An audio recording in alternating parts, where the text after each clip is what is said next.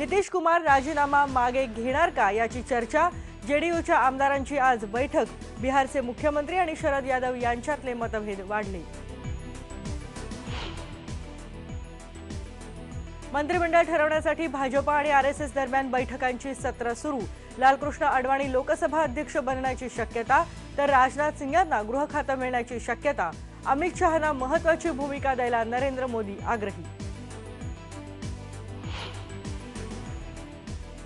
बहुमत मिळवणाऱ्या भाजपच्या पारड्यात फक्त 31% मतं।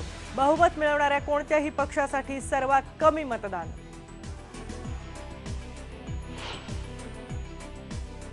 काँग्रेस कार्यकारिणीची आज बैठक। राहुल आणि सोनिया गांधी पक्षाच्या लाजिरवाण्या पराभवाची जबाबदारी घेत राजीनामा देणार का? प्रियंका गांधींना महत्त्वाची जबाबदारी देण्याची ही वाढती मागणी।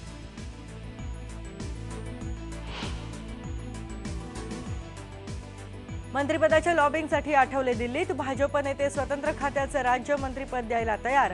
आठवले मात्र कॅबिनेटच्या मागणीवर ठाम।